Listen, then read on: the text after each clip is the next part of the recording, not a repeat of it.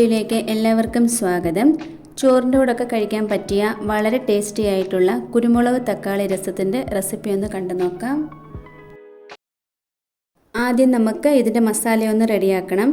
ഒരു മിക്സിയുടെ ജാറിലേക്ക് അരക്കപ്പ് കുരുമുളക്, മല്ലി, 1 ടേബിൾ സ്പൂൺ ചെറിയ ജീരകം, ഉലുവ, 1 പച്ചമുളക്, നമുക്ക് എരിവിനനുസരിച്ച് പച്ചമുളക് ചേർത്ത് കൊടുക്കാം, 1 ചുവന്ന മുളക്, 1 5 അല്ലി വെളുത്തുള്ളി, ഒന്ന് നടുവേ മുറിച്ചത്. വെളുത്തുള്ളിയും കുരുമുളകും ഈ ഒരു അളവിൽ തന്നെ ചേർത്ത് കൊടുക്കണം.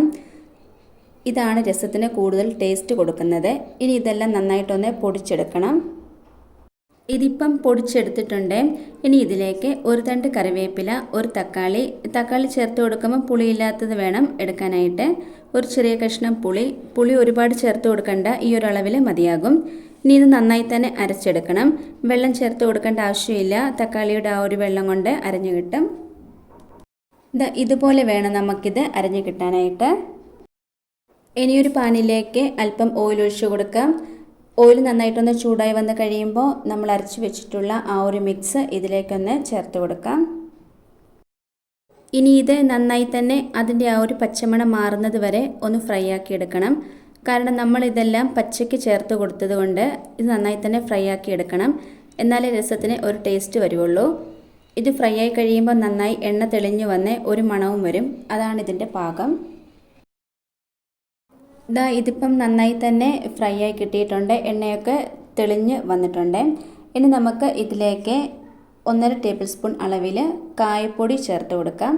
കായപ്പൊടി നിങ്ങളുടെ കയ്യിൽ ഇല്ല എന്നുണ്ടെങ്കിൽ കായം എണ്ണയിൽ വറുത്ത് പൊടിച്ച് ചേർത്താലും മതി. അതാകുമ്പോൾ കുറച്ചും കൂടെ നല്ല മണവും ഒരു ടേസ്റ്റും കിട്ടും. ഇനി ഇത് നന്നായിട്ടൊന്ന് മിക്സ് ആക്കി എടുക്കണം. ഇനി ഇതിലേക്ക് വെള്ളം ചേർത്ത് കൊടുക്കാം. ചെറിയ ചൂടുള്ള വെള്ളമാണ് ചേർത്ത് കൊടുക്കുന്നത്. 1 കപ്പ് അളവിൽ ചേർത്ത് കൊടുക്കുന്നുണ്ട്. എത്രയാണ് ഇതിന് ചാറ് വേണ്ടതെന്നുണ്ടെങ്കിൽ അതനുസരിച്ച് വെള്ളം ചേർത്ത് കൊടുക്കാം. ഇനി ആവശ്യത്തിന് ഉപ്പും കൂടി ഒന്ന് ചേർത്ത് ഒന്നും കൂടെ നന്നായിട്ടൊന്ന് മിക്സ് ആക്കി കൊടുക്കണം. ഇതൊന്ന് തിളച്ച് വന്ന് കഴിയുമ്പോൾ കടുക് താളിച്ച് കൊടുക്കണം. കൊച്ചുള്ളിയാണ് കടുക് താളിക്കാൻ വേണ്ടി ഞാനിവിടെ എടുത്തിട്ടുള്ളത്. കടുക് 1 ടേബിൾ സ്പൂൺ, ഉലുവ, വറ്റൽമുളക്, 1 തക്കാളിയുടെ പകുതി വഴറ്റി ചേർത്ത് കൊടുത്തിട്ടുണ്ട്. ഇങ്ങനെ ചേർത്ത് കൊടുക്കുമ്പം ഒരു പ്രത്യേക ടേസ്റ്റും കൂടെ കിട്ടും. ഇനി ഇത് ഒഴിച്ചു കൊടുത്ത് മിക്സ് ആക്കി കൊടുക്കാം. അല്പം മല്ലിയിലയും കൂടെ ചേർത്ത് കൊടുക്കാം. ലാസ്റ്റിൽ ആ ഒരു മല്ലിയില ചേർത്ത് കൊടുത്ത് മിക്സ് ആക്കരുത്. ഇത് കുറഞ്ഞത് ഒരു 2 മണിക്കൂറെങ്കിലും ഇതുപോലെ വെച്ച് കൊടുക്കണം. പിന്നീട് എടുക്കുവാണെങ്കിൽ ടേസ്റ്റ് കൂടുതലായിരിക്കും. നമ്മുടെ കുരുമുളക് തക്കാളി രസം ഇവിടെ റെഡി ആയിട്ടുണ്ട്. ചോറിന് ഈ ഒരു രസം മാത്രം മതിയാകും. വേറെ കറികളുടെ ആവശ്യം ഒന്നും തന്നെ ഇല്ല. ദഹന പ്രശ്നത്തിനൊക്കെ ഇത് 1 ഗ്ലാസ് കുടിച്ചാൽ പെട്ടെന്ന് തന്നെ അത് മാറിക്കിട്ടും. ഒരാഴ്ച വരെ നമുക്കിത് കേടാകാതെ ഉപയോഗിക്കാനും പറ്റും. ഇത് ഇരിക്കും തോറും രുചിയും കൂടും. ഈ ഒരു രീതിക്ക് എല്ലാവരും ഒന്ന് ട്രൈ ചെയ്ത് നോക്കണേ.